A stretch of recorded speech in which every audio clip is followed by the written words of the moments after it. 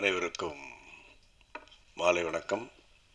விழாவின் நாயகன் தயாரிப்பாளர் திரு ஐஸ்ரீ கணேஷ் அவர்களே, படத்தின் நாயகன் ஆர்ஜே பாலாஜி அவர்களே, இயக்குனர் கோகுல் அவர்களே, வருகை தந்திருக்கும் கலைஞர்களே, தொழில்நுட்ப கலைஞர்களே, பத்திரிகை நண்பர்களே, தொலைக்காட்சி நண்பர்களே, ஊடக நண்பர்களே, அனைவருக்கும் என்னுடைய முதற்கண் வணக்கம். இந்த படத்தில் ஒரு நல்ல ரோல் கோகுல் கூப்பிட்டு சொல்லி எடுத்தார். ரொம்ப ஜாலியாக நடித்தேன். நான், சுரேஷ் மேனன், ஜான் விஜயெல்லாம் ரொம்ப அழகாக ரசிப்பார். அதாவது எழுதின டைலாக் தான் பேசணும்லாம் கிடையாது, டைலாக்கை சொல்லுவார்.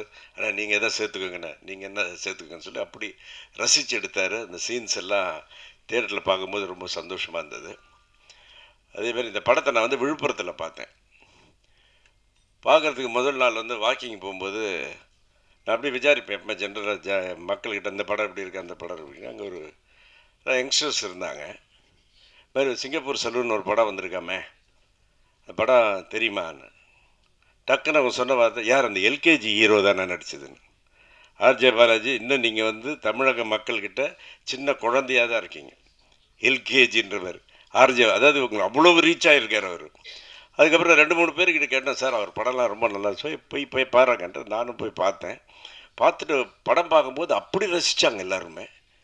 படம் பார்த்துட்டு வெளியே வந்த பிறகு எல்லாம் ஆஸ் யூஷுவலாக பேசிட்டு இருக்கும்போது அப்படியே நம்ம அப்படியே கொஞ்சம் காதை அப்படியே வச்சு கேட்பேன். நான் கேட்கும்போது ஃபஸ்ட் ஹாஃப் பயங்கர காமெடியாக இருக்குது, செகண்ட் ஹாஃபில் மெசேஜ் இருக்குது, அப்படி அப்படின்னு சொல்லிட்டு வந்து வந்துட்டு வீட்டில் வந்து அப்படியே டிஸ்கஸ் பண்ணுவேன். என் கூட வந்து எங்கள் கசின்ஸ் எல்லாம் வந்திருந்தாங்க.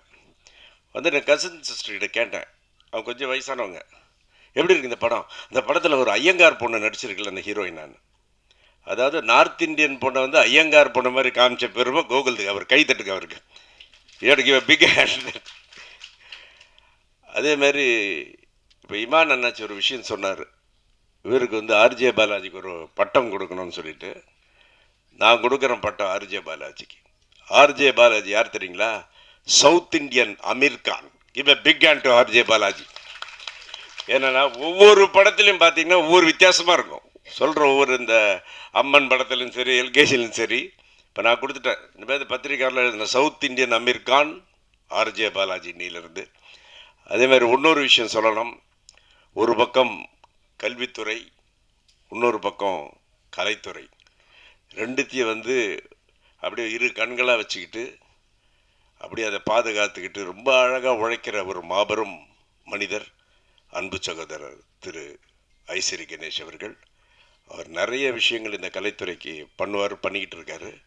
ஆல்வேஸ் அவர் தமிழ் இண்டஸ்ட்ரி சப்போர்ட்டிவ். ஸோ இது போன்ற இன்னொரு விஷயம் என்னென்னா, நான் இந்த 2010 நடிச்சிட்டு இருக்கும்போது என்னை கூப்பிட்ட முதல் சக்ஸஸ் ஃபங்க்ஷன் இதுதான். இது வரைக்கும் நான் எந்த சக்ஸஸ் பார்ட்டி போனதே கிடையாது. This is the first success. அது இந்த படத்துடைய ஆடியோ ஃபங்க்ஷன் தான் நான் வெளியூரில் இருந்தேன். ஸோ வெற்றி விழாவுக்கு வந்திருக்கிறேன். இந்த வேல்ஸ் ப்ரொடக்ஷன் வந்து நிறைய வெற்றி படங்களை கொடுப்பார்கள். ஏன்னா அவர் கணேஷ் சாருக்கு வந்து அவ்வளோ பேஷன், சினிமா மேலேயும் பேஷன், அதே மாதிரி நடிகர்களுக்கு ஹெல்ப் பண்ணுறதெல்லாம். ஸோ இப்பேற்பட்ட மனிதருக்கு என்றுமே என்னுடைய சப்போர்ட்டும் நம்முடைய இண்டஸ்ட்ரியுடைய சப்போர்ட் இருக்கும். அருமான வாய்ப்பை தந்த கோகுல் அவர்களுக்கும் தயாரிப்பாளர்களுக்கும் நன்றி கூறி விடைபெறுகிறேன். நன்றி, வணக்கம்.